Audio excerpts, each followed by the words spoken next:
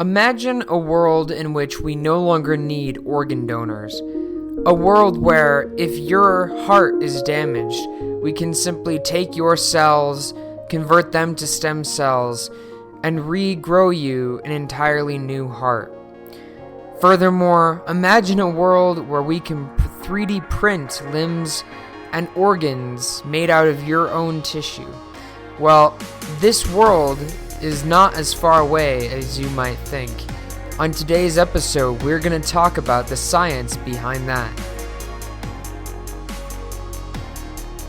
Welcome to The Science Behind That with Atticus Hamilton. Hello everybody, I hope all of you guys are doing well on this beautiful Monday morning. Before we get started here with today's episode, I would like to first extend a warm welcome to all of my longtime listeners and all my new listeners, and I would also like to invite all of you guys out there to go grab yourself a delicious cup of coffee, add a little bit of maple syrup in it, and join us for today's episode. So we all know what 3D printers are. I actually have a 3D printer sitting right next to my desk here. And I think I actually remember vividly when 3D printers first came out. I was in 7th grade, I think.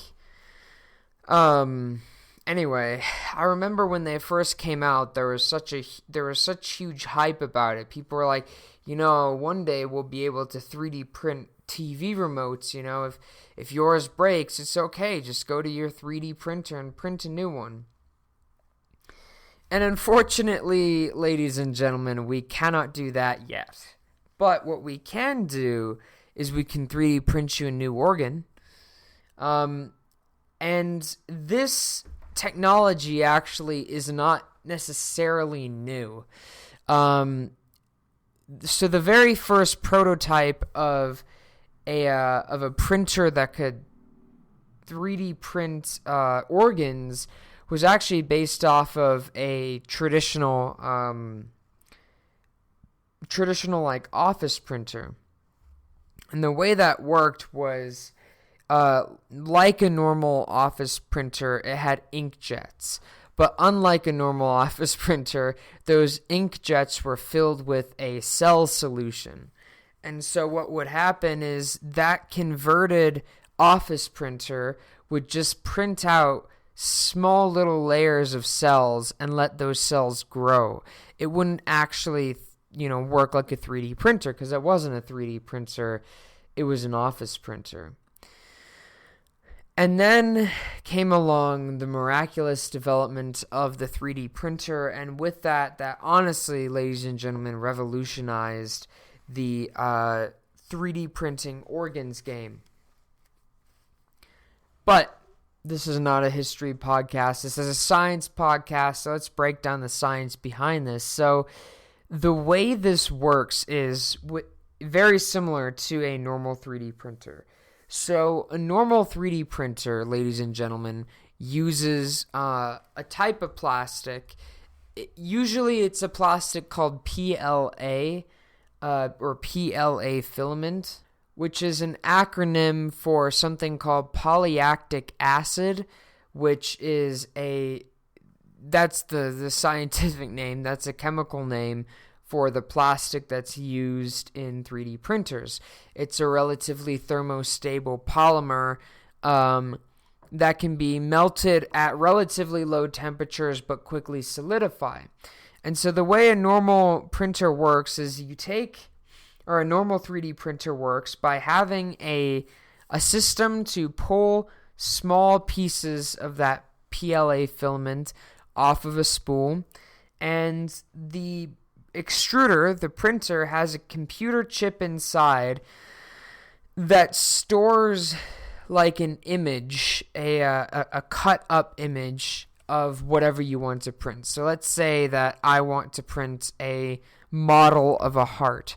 So I open up the model of a heart with the software from my 3D printer, and it slices it up into very thin layers and sends that to the microchip on the 3D printer. And that basically allows the 3D printer to see and to know exactly where on the printing surface to print. And this is no different, really, than a 3D printer that prints organs. But there is one difference, and, there are a couple differences, and one of those differences is it definitely doesn't use PLA. But it does use plastic. And so this is where modern day organ printers kind of differ, honestly, from their ancestors, from their predecessors, in that their predecessors just printed pure cells onto a petri dish. But what these do is they use a liquid solution. It's a mixture of both a liquid plastic, biodegradable plastic, and stem cells. Now, so what does this mean? So what happens is you fill up the printer with this kind of nasty looking liquid of biodegradable plastic mesh mixed with stem cells, and the 3D printer extrudes it onto a thermal board, onto a heated board. Now, it's not hot enough to destroy the cells, but it is hot enough to solidify the plastic. And so what happens is it prints off an object the same way a normal 3D printer would, but the plastic is now impregnated with stem cells. And because it's biodegradable, if you were to take that plastic and put it in a bioreactor for a couple days, over time, those stem cells will grow and they will fill in the mold. Now, the cool thing is, these molds are anatomically accurate to a T. Because what happens is, let's say you want to 3D print a new heart. You design a model of the patient's old heart, all the way down to the smallest piece of the, ventricular, or the left ventricular valve, and you print that with your 3D printer. It's impregnated with those stem cells, but those stem cells are stretched in a way in the plastic where they're being told, hey, you need to become a heart. You need to become myocardial cells. And so that is what they do. Those stem cells immediately differentiate into heart tissue. Some differentiate into myocardial tissue. Some differentiate into the pericardial epithelium. Others differentiate into the sinal node or the atrioventricular node. And after a couple weeks, you have a fully functioning heart ready to be transplanted into a patient. So, ladies and gentlemen, we are at, I almost want to say, a boundary. We are at a boundary line in medicine that we are quickly crossing. And this boundary line will take us into an entirely new age of medicine. An age of medicine in which if a patient comes into the ER on an ambulance because they suffered a massive heart attack, they may no longer have to wait for a donor heart. Instead, they can just wait a week or two and get a custom heart made for their own, custom tailored to their own physiology. Additionally, there's been massive advancements in the field of stem cell research now, to the point where we are starting to develop the ability to be able to take somebody's fat cells and convert them to embryonic, or as close to embryonic stem cells as we can get.